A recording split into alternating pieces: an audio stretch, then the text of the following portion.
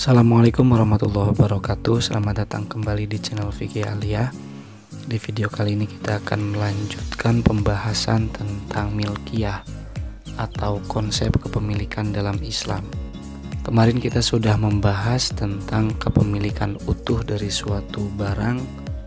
Maka dalam video kali ini kita akan membahas tentang kepemilikan tidak utuh. Kepemilikan tidak utuh adalah kepemilikan seseorang terhadap barang atau manfaatnya saja. Maka kepemilikan utuh terbagi menjadi dua, ada kepemilikan terhadap barang, ada kepemilikan terhadap manfaat. Nah, kepemilikan terhadap barang adalah kepemilikan seseorang terhadap barangnya saja, yakni barangnya ia miliki sedangkan manfaatnya milik orang lain. Misalkan ada seseorang yang bernama Ahmad berwasiat kepada Yasir untuk menempati rumah Ahmad selama Yasir hidup. Maka ketika Ahmad meninggal, maka kepemilikan rumah berpindah kepada ahli waris Ahmad dengan sistem warisan. Sedangkan manfaat rumah dimiliki oleh Yasir selama ia hidup dengan sistem wasiat. Apabila Yasir meninggal, maka kepemilikan rumah, baik barang maupun manfaatnya, kembali kepada ahli waris. Sehingga kepemilikan ahli waris dari Pak Ahmad terhadap rumah setelah Yasir meninggal menjadi kepemilikan utuh, yakni kepemilikan terhadap barang sekaligus manfaatnya. Sedangkan selama masih hidup, kepemilikan ahli waris dari Pak Ahmad terhadap rumah itu adalah kepemilikan tidak utuh. Karena kepemilikan mereka hanya kepemilikan terhadap barangnya saja, yang berkonsekuensi tidak boleh memanfaatkan rumah selama Yasir masih hidup karena adanya wasiat. Jenis kepemilikan tidak utuh yang kedua adalah kepemilikan manfaat. Kepemilikan manfaat adalah kepemilikan seseorang terhadap manfaatnya saja, sedangkan barangnya milik orang lain. Nah, sebab-sebab seseorang memiliki kepemilikan manfaat ada 4. Yang pertama adalah transaksi pinjam-meminjam atau i'aroh.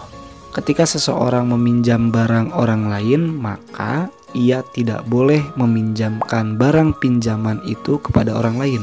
Karena transaksi pinjam-meminjam hanya sebuah perizinan untuk menggunakan manfaat barang. Sehingga ia tidak memiliki manfaat barang pinjaman, hanya dibolehkan untuk menggunakan manfaatnya saja. Contoh, ketika Anda meminjam motor teman Anda, maka Anda tidak boleh meminjamkan motor itu ke orang lain, karena Anda hanya diberikan hak untuk menggunakan manfaatnya saja, tidak memiliki manfaatnya. Sebab yang kedua adalah transaksi sewa-menyewa atau ijaroh.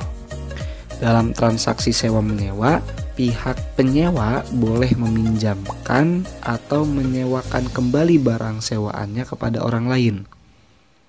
Karena transaksi sewa-menyewa adalah transaksi yang memberikan kepemilikan manfaat, maka manfaat barang dalam transaksi ijaroh adalah milik penyewa selama waktu yang telah ditentukan.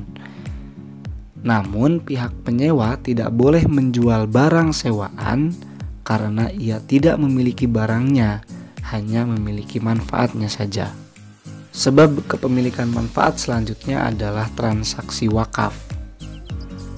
Pihak penerima wakaf atau disebut dengan mauquf alaih boleh menggunakan barang wakaf atau mempersilahkan orang lain untuk menggunakannya jika ada izin dari pihak wakif atau orang yang mewakafkan.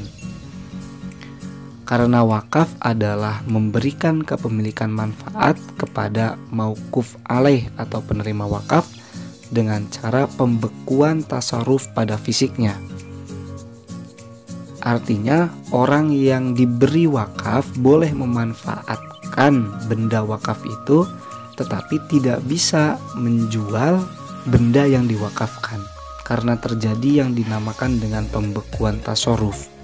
Sehingga mauquf alaih tidak boleh menjual barang wakaf karena ia hanya memiliki manfaatnya saja, tidak memiliki barangnya.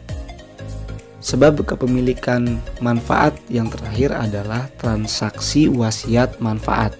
Seperti yang sudah dicontohkan tadi, selama Yasir hidup, maka manfaat rumah adalah milik Yasir, sedangkan fisik rumah milik ahli waris dari Pak Ahmad.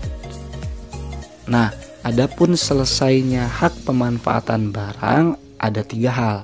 Pertama, karena habisnya waktu yang telah disepakati dalam transaksi, seperti transaksi sewa menyewa barang dengan batas waktu 1 bulan, maka setelah 1 bulan pihak penyewa tidak berhak memanfaatkan barang sewaan lagi, karena hak pemanfaatannya telah selesai. Selesainya hak pemanfaatan juga terjadi ketika barangnya rusak, seperti barang sewaan atau barang pinjaman yang rusak dalam pertengahan waktu yang telah ditentukan. Terakhir, selesainya hak pemanfaatan barang terjadi ketika pemilik barang meninggal. Artinya, jika pemilik barang meninggal, maka hak pemanfaatan barang dinyatakan selesai. Ini berlaku jika hak pemanfaatan barang dimiliki dengan cara transaksi pinjam-meminjam atau i'aroh. Karena transaksi pinjam-meminjam termasuk akad jaiz, transaksi yang tidak mengikat. Jika hak pemanfaatan barang dimiliki dengan cara transaksi ijaroh atau sewa-menyewa, maka hak pemanfaatan barang tidak dinyatakan selesai walaupun pemilik barang meninggal, karena transaksi ijaroh termasuk akad lazim atau transaksi yang mengikat. Begitu juga jika hak pemanfaatan barang dimiliki dengan cara transaksi wasiat atau wakaf, maka hak pemanfaatan barang tidak dinyatakan selesai dengan meninggalnya pemilik barang, karena hak pemanfaatan barang dalam transaksi wasiat baru dimulai setelah pemilik barang meninggal, seperti contoh kasus Pak Ahmad tadi. Ketika Pak Ahmad meninggal, barulah wasiat bagi Yasir berlaku. Sedangkan hak pemanfaatan barang dalam akad wakaf tanpa batas waktu dan tidak bisa dinyatakan selesai karena pemilik barangnya meninggal. Demikian sesi kedua dari konsep kepemilikan dalam Islam, semoga bermanfaat.